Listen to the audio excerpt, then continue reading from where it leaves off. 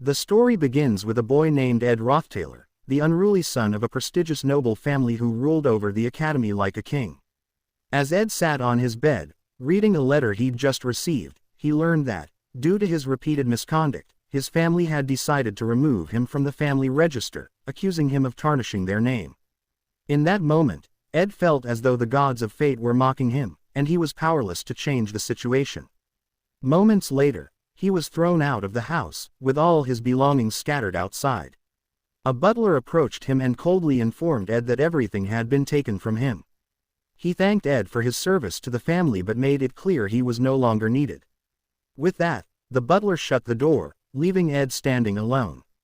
Moments later, Ed arrived at the academy, and as he walked through, the students began whispering among themselves. Their hushed conversations carried an air of gossip, with one student remarking that there was no need to tiptoe around Ed anymore, as he had apparently been disowned and had even cleared out his dorm room. Another student questioned whether they would see Ed next semester, commenting that he shouldn't have rigged the entrance exam in the first place. They added that they always knew Ed was just a corrupt noble, and this downfall was inevitable. Ed sat on a bench, on the verge of tears, feeling overwhelmed by the unfairness of it all. He thought to himself how unjustly he was being treated, as the arrogant Ed Rothtailor everyone spoke of wasn't him at all, but someone entirely different. Before becoming known as Ed, he had been just a regular person living on Earth. One day, while playing his favorite game, a fantasy set in the magic school called Sylvania Academy, something strange had happened. He had suddenly found himself inside the game, the failed swordsman of Sylvania, now living the life of a character he never imagined being. From what Ed knew from the countless webtoons he had read, entering a game usually meant possessing a powerful character, either the first son of a chaebol, a genius ruffian young clan master, or an SSS rank hunter who defied all the rules. But out of all those possibilities, he had ended up as a third-rate villain who got kicked out of the dorms at the start of the game and, to make matters worse, was disowned by his family. Ed thought he had drawn the worst possible character at the worst time. Growing furious as he reflected on his situation, he shouted in anger, feeling that it was incredibly unfair and hard to believe that this was happening to him. He yelled that he had always lived a simple, frugal life without greed, but the other students, hearing his outburst, found it hard to believe he was claiming unfair treatment after everything he had done. One of the students pointed at Ed, telling him he had no right to call himself frugal and simple, and added that he was a scumbag and shameless. With that, they walked away. As the students left, Ed felt a small sense of relief, knowing he wouldn't have to hear their insults any longer. He then decided to check his stats, hoping for some reassurance. But as he looked, Ed was speechless. His stats were shockingly low, so low that even a farmer NPC would have better stats. The disbelief deepened as he thought about how the previous Ed had been attending the Faculty of Magic, yet his intellect was abysmally low, and his stamina was nowhere near what it should be for a noble like him.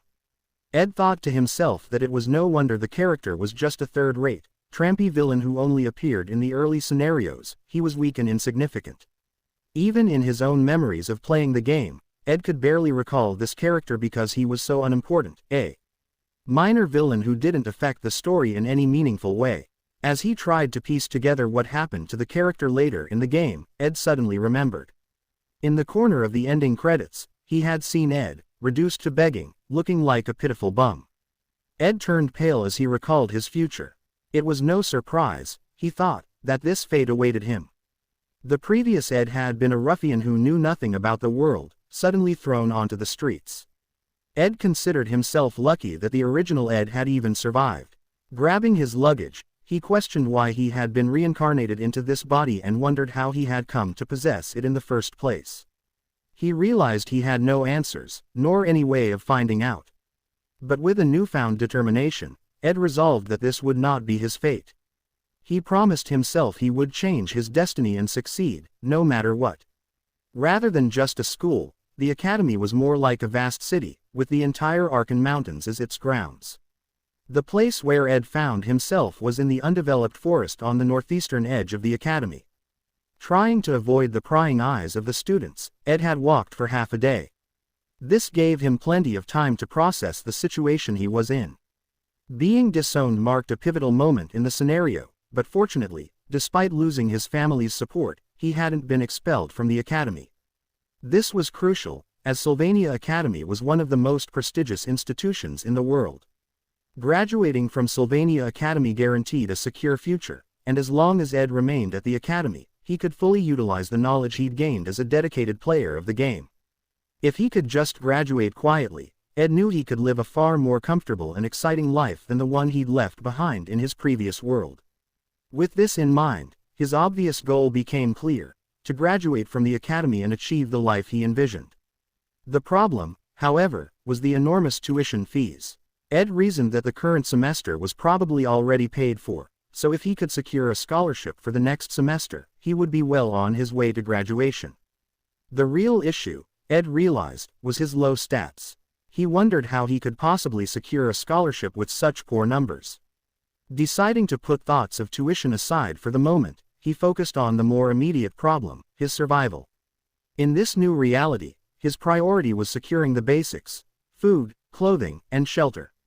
Ed began to worry about how he would avoid ending up homeless in the coming week. He opened his luggage and saw that, while he had enough clothes to get by, the bigger problem was that he no longer had a place to stay after being kicked out of the dorm. Worse still, he had no food for the night. Ed realized that, given the bad reputation left by the previous Ed, finding a job would be challenging. He couldn't return to the dorm since he had been expelled, leaving him stuck in the woods for the time being. However, he felt a sense of relief knowing he was close to a nearby stream, which would make living in the forest a bit easier. With only 10 days left until school started, Ed decided he needed to prepare himself for attending classes. Moments later, he began practicing his spell, Wind Blade. As he successfully cast the spell, he felt a small sense of relief, but it quickly faded when he realized he was already exhausted from using even a little bit of magic. As Ed breathed heavily, he reflected on how fascinating it was that he felt utterly exhausted after cutting down just 15 tree trunks. This exertion had made him even hungrier, leading him to realize that the spell he was using wasn't very practical for his needs. He thought it was unfair that his family hadn't at least fed him before kicking him out, especially since he was now so hungry after pushing his body beyond its limits with magic. In that moment, he recalled something his grandfather had once told him. When his grandfather was a young boy, he would eat tree bark in the back mountains. With this memory in mind, Ed set about boiling tree bark in a cup over a hot fire ignited by his magic. At that moment, Ed thought that anything edible would suffice. He even convinced himself that if he didn't look too closely at the tree bark, it resembled chicken breast. Taking a chance, he ate the cooked bark, but as soon as he swallowed it, he immediately vomited, finding it completely unpalatable. 3 days later, Ed looked pale and gaunt, on the verge of starvation. He hadn't had any proper food during this time, and after a day of starving and 2 days of vomiting, he concluded that wood was meant for building houses, not for eating. After collecting a large amount of wood, Ed realized he needed to build a shelter.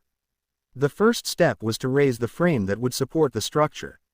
Although he only had 2 hands and there were 4 supports to construct, he refused to give up easily. After much effort, he finally completed the shelter frame, but he knew it was still far from finished. Ed thought about how he wouldn't be able to sleep on the bare ground, and although it felt wasteful, he had no choice but to use his clothes to cover the ground. As the day passed and the next one arrived, Ed's hard work finally paid off. He had successfully built himself a small shelter. He reflected on how demanding the task had been, barely managing to finish the construction. Just then, a notification from the system appeared, informing him that his creation was complete and that his crafting proficiency had increased. The system also confirmed that he had completed the project of making a basic wood shelter, achieving the rank of novice craftsman. His handiness was now at level 4, while his design and gathering abilities remained at level 1. Looking exhausted, Ed thought about his life as a noble, realizing that although he hadn't been aware of it, he was more skilled with his hands than with magic. In his current situation, he needed that handiness more than ever while living in the forest. Moments later, the system popped up again, informing Ed that he had completed a new project and was now able to craft a simple harpoon, which further increased his crafting proficiency. Fueled by frustration, Ed decided it was time to find proper food. After 2 days on an empty stomach and enduring excessive physical labor, he thought he should be too weak to move, yet he felt more energized than ever. It was desperation that drove him forward, a desperate desire for meat. After a short while, Ed successfully caught some fish from the stream. He quickly used his fire spell to create a fire, ready to begin cooking the fish for his meal. After a few moments, Ed finished cooking the fish and began to drool at how delicious it looked. With only a week left until school started, he thought about how he just needed to hold out until then. If he could manage to get through this period, he would be able to navigate school without much trouble. However, as he contemplated this, a woman approached him and called out. Ed, about to take his first bite of the cooked fish, stopped in shock at the sight of her standing next to him. In that moment, he realized that he had been so focused on surviving that he had forgotten something important, the main characters of the game, and one of them was standing right in front of him. Ed never expected that out of all the main characters in the game, he would run into the person standing in front of him. He recalled that, in the past, this individual had once told him that he showed no signs of remorse and suggested he should simply disappear from the academy. That person was none other than Princess Fina, the one responsible for kicking him out of the dorms. Now, in the present, Fina was once again telling Ed that he should leave the academy. According to the game, the first episode revolves around Ed Rothtailor, a villain who appears as soon as the player starts. Using his status as a noble, Ed attempts to charm the main character's childhood friend, only to face punishment for his actions. Undeterred and filled with vengeance, he maliciously manipulates the main character's entrance exam for Sylvania Academy. However, he is caught by a girl taking the exam in disguise, none other than Fina Elias Kloll, the third princess of the Kloll Empire. At that moment, Fina uses her skill, insight, to uncover Ed's lies and conspiracies. Caught in a humiliating position, Ed grits his teeth and makes excuses, but Fina's insight exposes all of his deceptions, leading to his expulsion from the dorm. In that moment, Ed thought that everyone in the academy hated him, but now he had encountered the one person he most certainly should not have met, Fina. Looking a bit irritated, Fina asked Ed what he was doing there and why the academy had not expelled him yet. Troubled by her pressure, Ed replied that he was still a student at the academy, but he added that he had been chased out of the dorm. Upon hearing this, Fina's irritation grew, and she shouted at Ed to leave immediately, stating that she could not stand to see someone as shameless as him around the school. She then declared that she would speak to the academic department and personally request his expulsion. At that moment, Fina told Ed that he had committed a dishonorable act as a student of the academy. For attempting to sabotage a fellow student's path to a better future, she declared that he was unfit to remain in the academy and must leave immediately.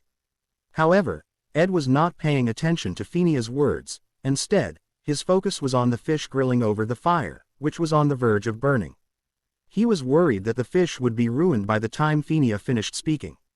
At that moment, Ed realized that while the burning fish was a concern, a much greater crisis loomed before him, Fina, the very person lecturing him.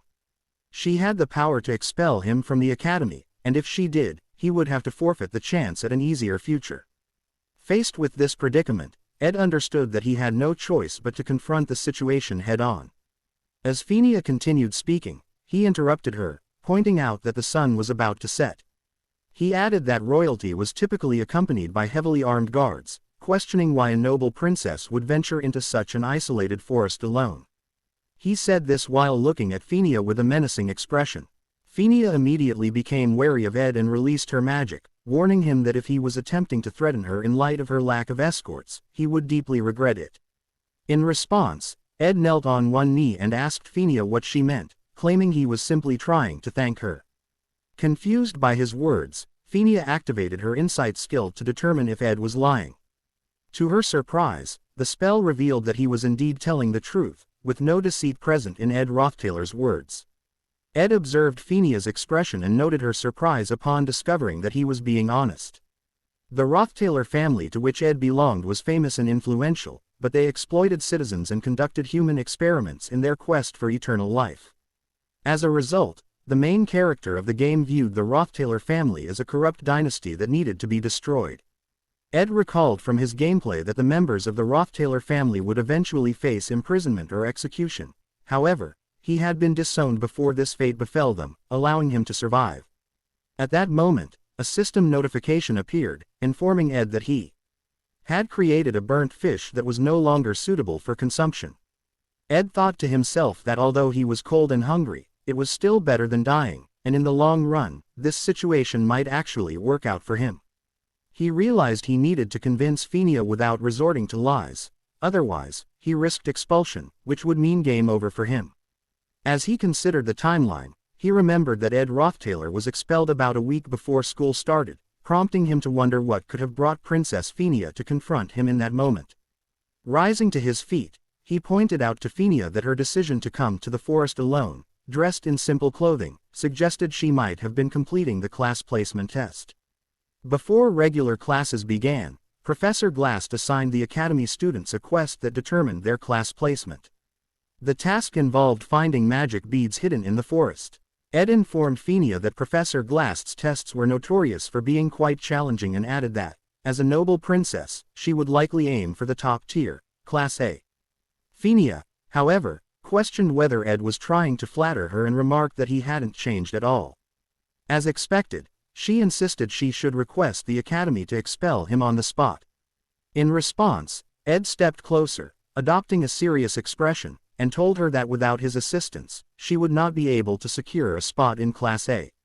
Ed then asserted that if he were lying, Phinia could expel him immediately, leaving her shocked at his audacity. He continued, explaining that if she went to the lake in the southeast of the forest, she would find a small grassy island with a giant tree at its center, the Marilda's guardian tree. There, Phinia would discover the gift Ed had left for her. As she followed his directions, she eventually found the present he had mentioned. At that moment, Phinia reflected on the Ed Rothtailor from 3 days ago, recalling him as a liar and charlatan, in a pitiful state. However, the Ed she faced now was undeniably different from the one she remembered. Moments later, Professor Glast announced that the class placement test had officially concluded, and the students were to reveal the beads they had collected.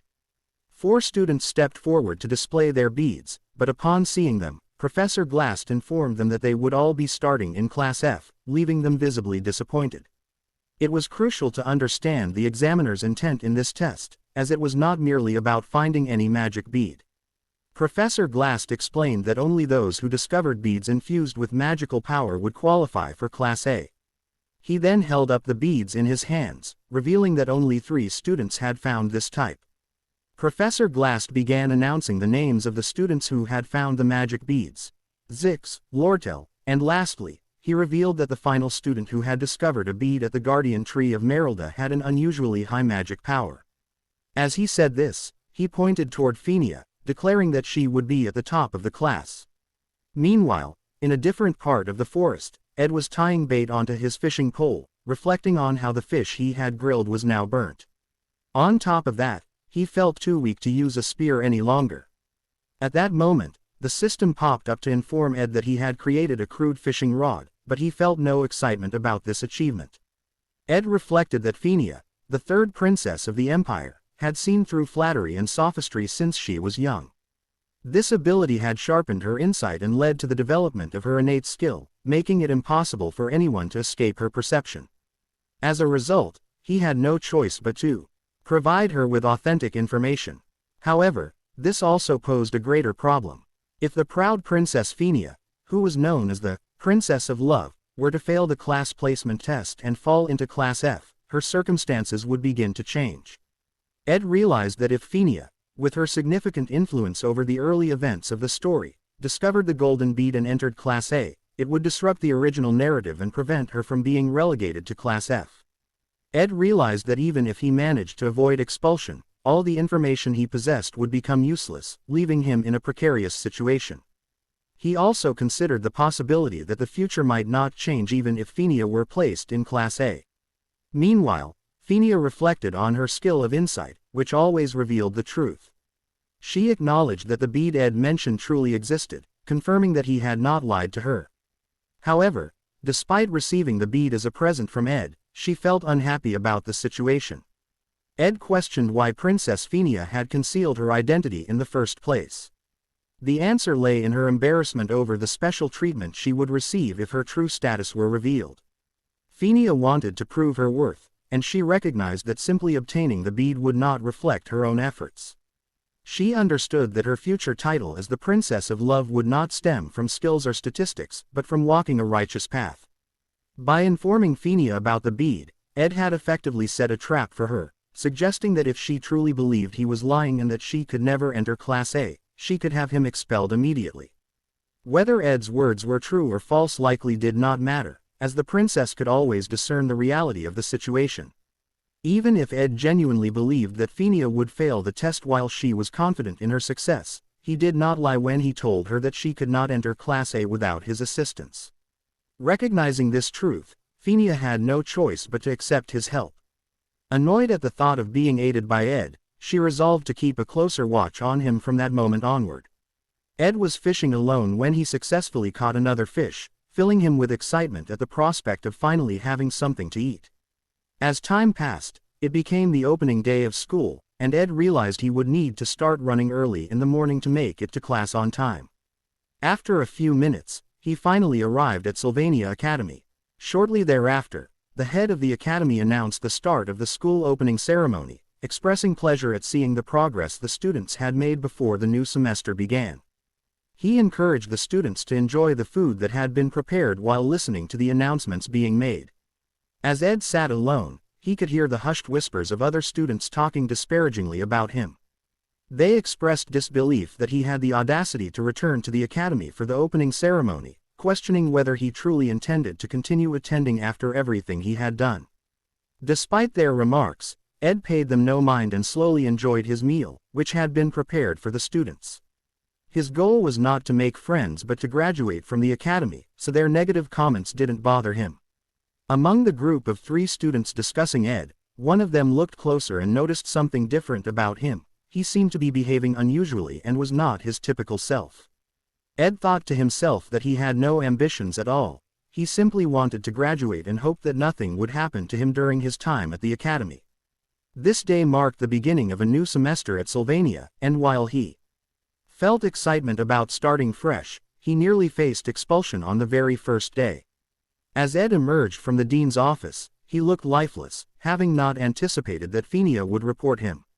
However, the way the cranky old dean spoke to him with a smile suggested that Phinia hadn't said anything detrimental about him. Ed realized he had narrowly avoided trouble and reminded himself to be cautious moving forward. Ed wore a serious expression as he reminded himself to pay close attention and avoid actions that could draw unwanted attention, ensuring the game's story stayed true to its original course. He recognized the need to hone his survival skills and engage in magic training befitting a student of the Faculty of Magic. Ed concluded that the best way to combine these skills was through the use of a bow. He also noted that as his life skills improved, he would be able to craft high-quality arrows and infuse them with spirit magic formulas. That's all for today. Thanks for watching.